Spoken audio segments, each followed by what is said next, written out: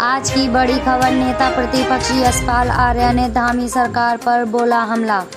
आर्य जी ने कहा, सरकार पूरी तरह से भटक चुकी है। उन्होंने केंद्र सरकार से जीएसटी क्षतिपूर्ति की भी मांग की।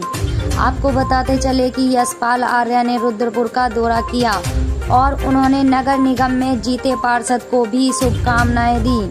साथ ही उन्होंने प्रेस कॉन्फ्रेंस कर केंद्र सरकार और राज्य सरकार पर निशाना साधते हुए बोला कि प्रदेश कर्जे में डूब चुका है। उत्तराखंड के प्रत्येक व्यक्ति पर 94,000 का कर्जा है। उन्होंने जीएसटी क्षतिपूर्ति को लेकर केंद्र सरकार से भी मांग की। धन्यवाद।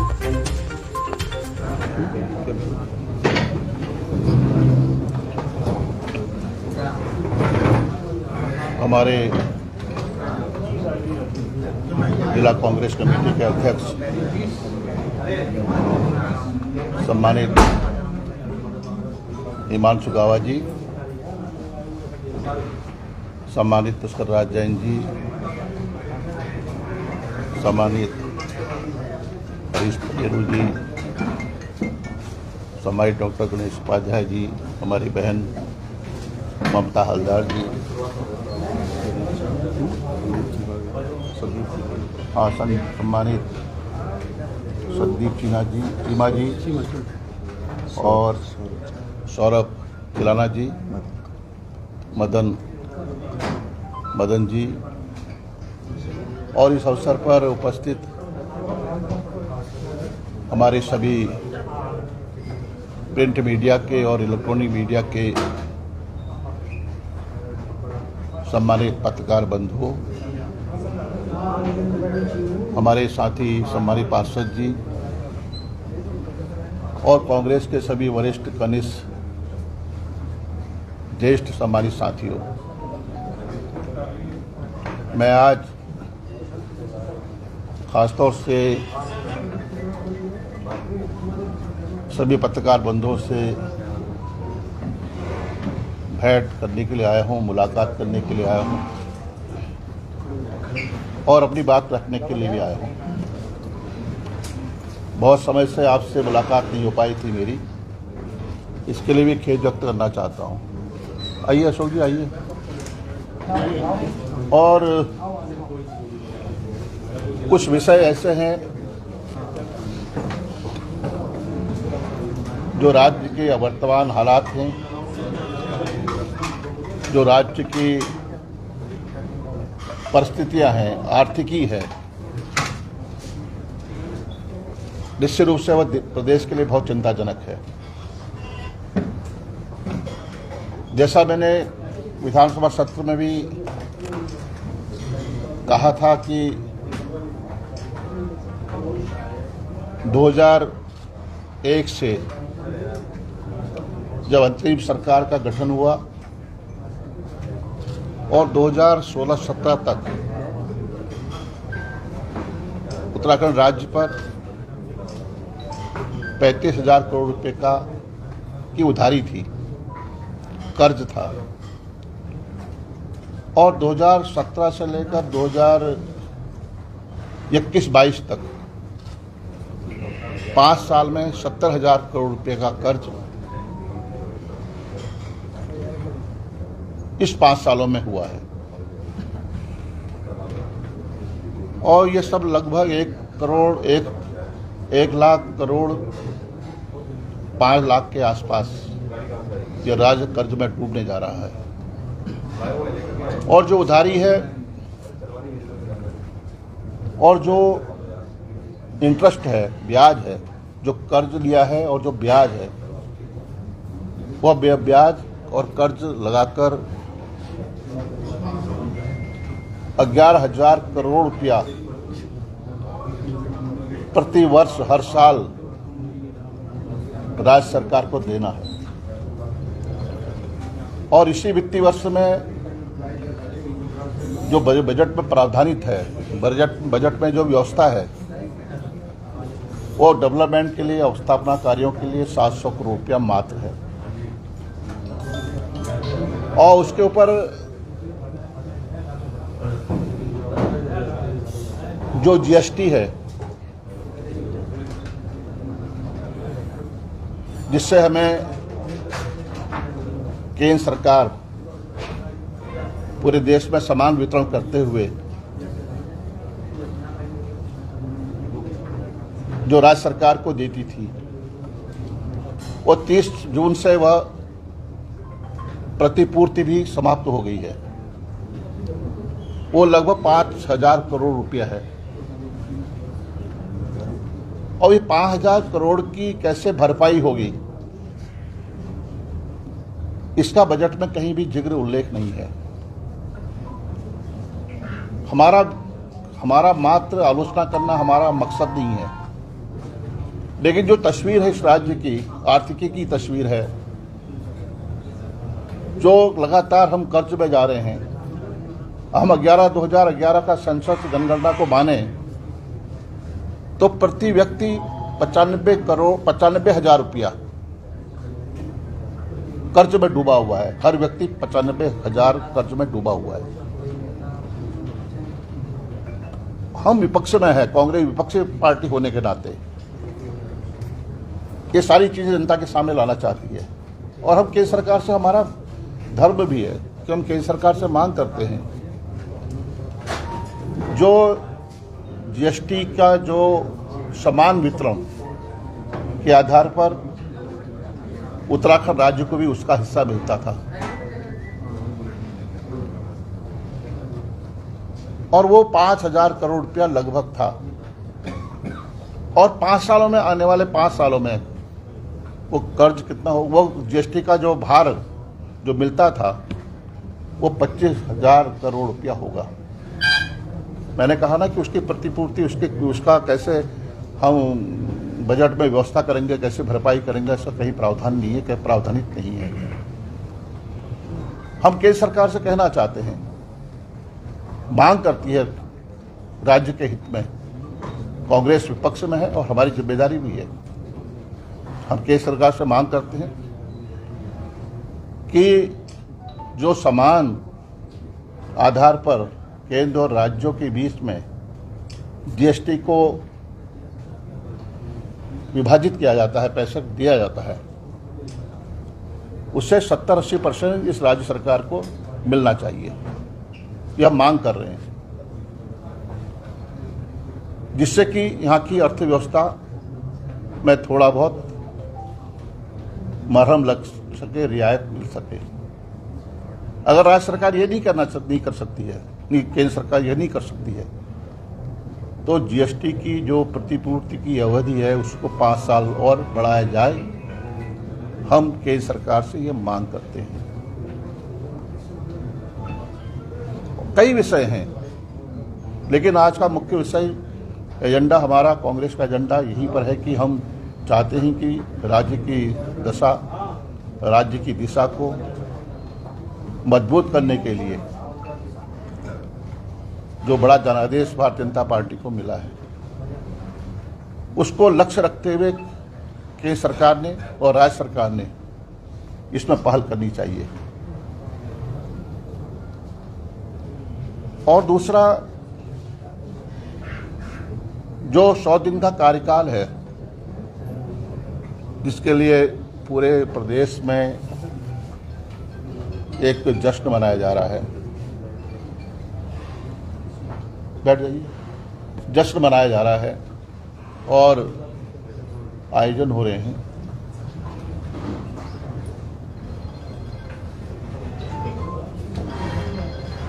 और 100 दिन का उपलब्धियों का जिक्र किया जा रहा है। क्या वो धरातल पर कहीं पर वो दिखाई दे रही है? डेवलपमेंट की हम बात करते हैं, विकास की बात करते हैं, अवस्थापना की बात करते हैं, लेकिन धरातल पर कुछ नहीं है। तस्वीर बिल्कुल साफ है।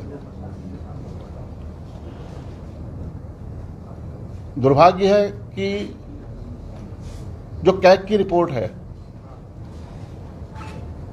महालेखा परीक्षक की भी रिपोर्ट में यही कहा गया है कि राज्य सरकार कई विभागों का बजट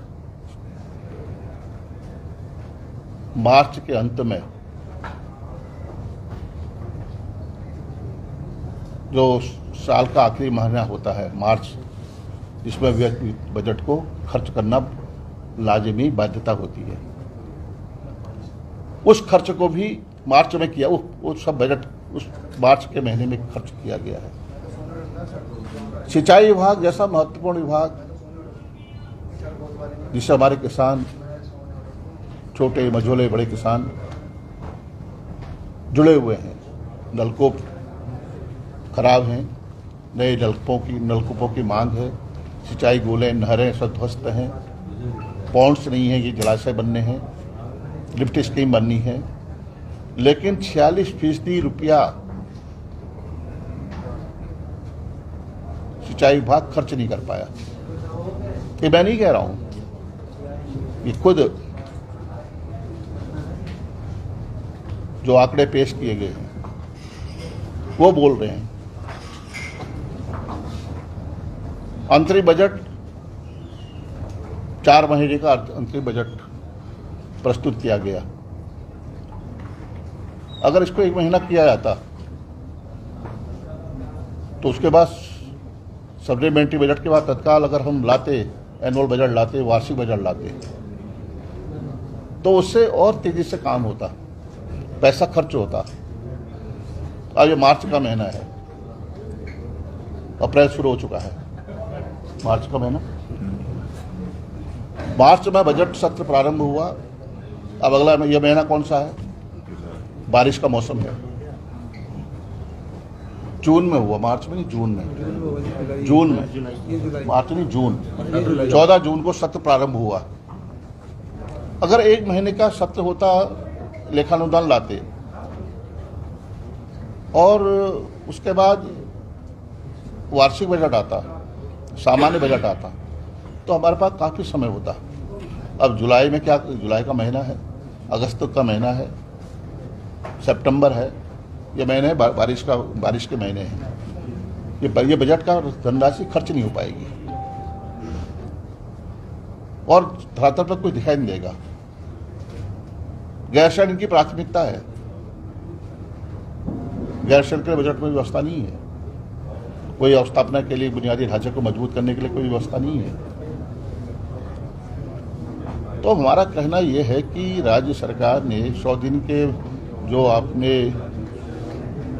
आयोजन कर रहे हैं, हम तो चाहते थे कि ये 100 दिन में किसी की भी सरकार हो, किसी की पार्टी की सरकार हो, जो उसका रोड मैप है, जो उसका एजेंडा है, 100 दिन काफी नहीं है, पर्याप्त नहीं है। हम इस बात को कह रहे हैं, कम से कम किसी भी सरकार को 1 वर्ष का समय तो मिलना ही चाहिए। क्या उसका विजन है, क्या उसकी दृष्टि है, क्या उसका संकल्प है, तो उसके लिए एक साल का तो अवसर मिलना ही चाहिए। मेरा मानना है, सभी का मानना है। 3 महीने में हम किसी के बारे में धारणा नहीं बना सकते हैं। 3 महीने का समय पर्याप्त नहीं है।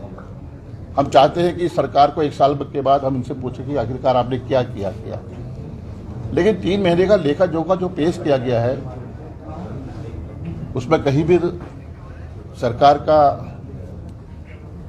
कहीं धरातल पर दिखाई नहीं रही है। तो एक सिर्फ जनता को गुमराह करना, जनता के प्रचंड बहुमत की सरकार देना, जनता ने बहुत बड़ा जनादेश दिया है। जनता की अपेक्षाएं भी बहुत हैं, उम्मीदें भी बहुत हैं, आकांक्षाएं भी बहुत हैं, लेकिन उसके इर्द गिर्द सरकार दिखाई नहीं दे रही है। बिजली का इतना बड़ा इशू है, आपने खुद महसूस किया होगा कि बिजली कटौती कितनी हुई है। जिन्होंने कहा था बिजली में हम लगातार बिजली देंगे, 24 घंटे बिजली देंगे, 8 घंटे 10 घंटे बिजली कटौती हुई है, अघोषित बिजली कटौती।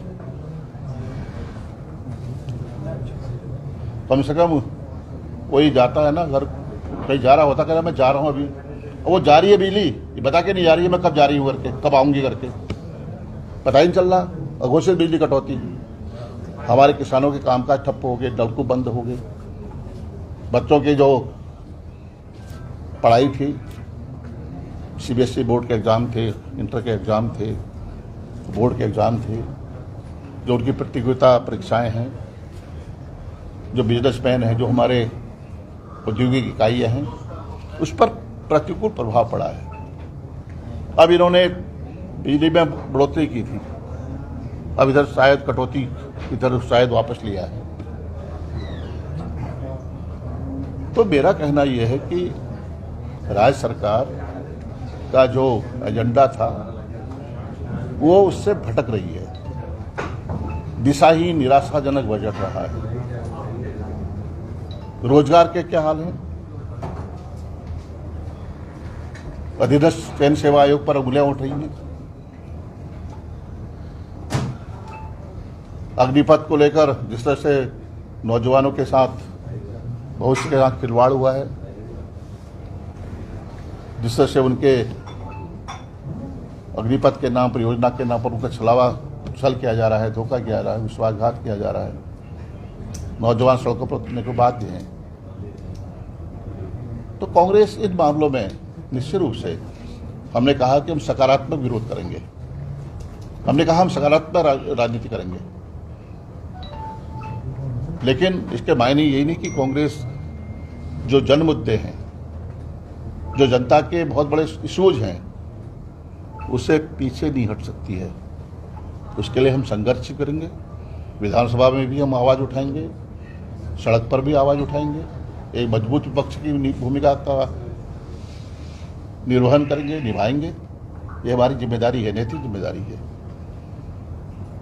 महंगाई चरम सीमा पर है। अगर अच्छा होता कि महंगाई के कष्ट पर जिक्र होता, अच्छा होता रिवर्स प्लान की बात करते, अच्छा होता नौजवानों के रोजगार की बात करते, अगर 100 दिन का रोड मैप बनाते, तो ये अगर इन मुद्दों पर चर्चा होती तो हम भी शाबाशी देते, बधाई देते उन्हें, लेकिन कुछ भी नहीं। तो मैं अपनी बात को यहीं पर समाप्त करना चाहता हूं। और आप आए, आपका स्वागत है। आपने हमारी बात को, मुझे विश्वास है कि हमारी बात को जगह देंगे आप, इसके लिए आपका बहुत बहुत धन्यवाद। कोई पूछना चाहे जी, आपके दावों के विपरीत जो है, जो सरकार ने विधानसभा पटल पर जो रखा है, जो जिस तरीके से उन्होंने कहा है 2021-2022 में प्रति व्यक्ति की आय जो है 1,96,000 रुपए हो गई है। कोविड के बाद ये स्थिति है। जो 2020-2021 में 1,82,000 हुआ करती थी, वो 1,96,000 हो गई है बढ़कर। देखिए ना, मैं ये नहीं कह रहा हूँ, मैं वही कह रहा हूँ जो बजट में जिसकी बिंदुवार उल्लेख है, जो आंकड़े दिए गए हैं, जो इन्होंने बजट पेश किया है, मैं उसका जिक्र कर रहा हूं। मैं उससे इतर नहीं जा रहा हूं, मैं उससे इतर जाऊंगा भी नहीं। मैं वही कहूंगा, बजट एट ए ग्लांस, उसमें सारा उल्लेख है। और कैग ने भी, जो वित्त से संबंधित जानकार हैं, लगातार यहाँ के प्रमुख जो हमारे समाचार पत्र हैं, प्रमुख समाचार पत्र उत्तराखंड के, उसमें सब जिक्र है। मेरी कहीं भी बात नहीं है, इस पर झूठ नहीं बोल सकता है एक जिम्मेदार व्यक्ति होने के नाते। जो है वो बजट में उसका जिक्र है। अब कोई कुछ भी कहे, हमने तो कहा कि बजट जिस दिन बजट पेश होता है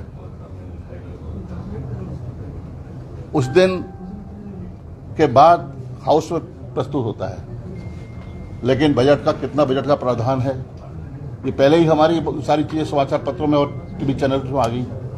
ये गोपनीयता भंग की है। मैंने इस बात का यहाँ पर जिक्र नहीं किया, जब आपने कहा तो मैं उसका जिक्र कर रहा हूँ। लेकिन प्रति वर्ष एक व्यक्ति की आय तो बढ़ी है, 1,82,000 से अगर 1,00,000 आय बढ़ी है, अगर अब मैं बता, आय बढ़ी है तो एक कर्ज भी तो बढ़ा है। 95,000 रुपया प्रति व्यक्ति कर्ज में डूबा है। उत्तराखंड का हर व्यक्ति कर्ज में है। आर्य जी, एक बात की जाए, जिस तरह से आपने 100 दिन के कार्यकाल को लेकर और हमारी सरकार को लेकर आपने सवाल उठाए, ये सवाल आप पर भी उठ रहे हैं कि जिस तरह से प्रीतम सिंह जी, हरीश रावत जी आमने सामने आ गए, आज दिनेश अग्रवाल इस मैदान में कूद चुके हैं, तो क्या कहना चाहेंगे, ये लड़ाई कब कहाँ तक पहुंचेगी आप लोगों के आपसे?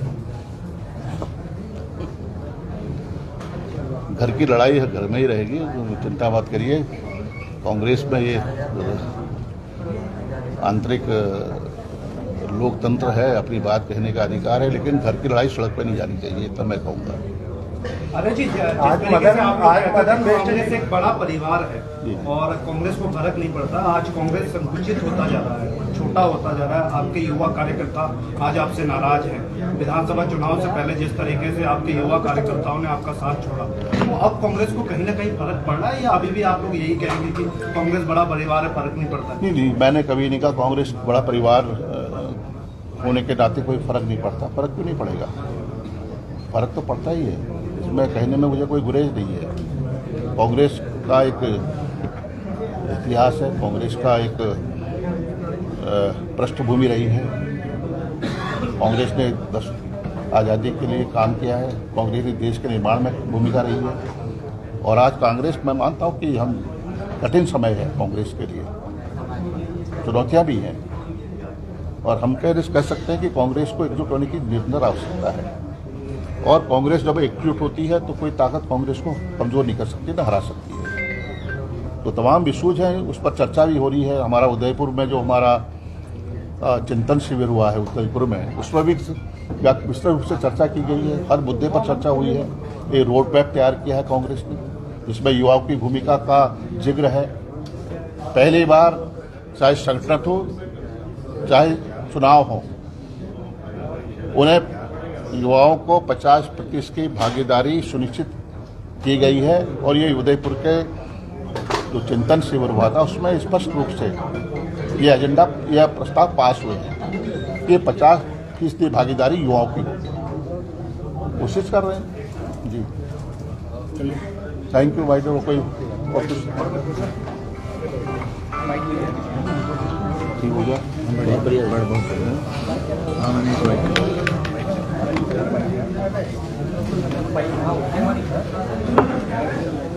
चाय वाय पिलाएंगे? हाँ सब है चाय बोलो, चाय जी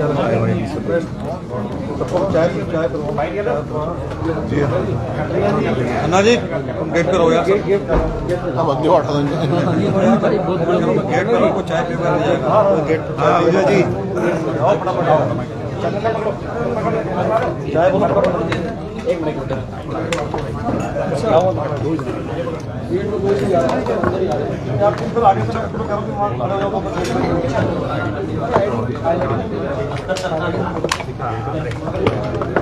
अरे क्या करूँ यार, अरे ये भी अपनी है यार, भाई लोगों की।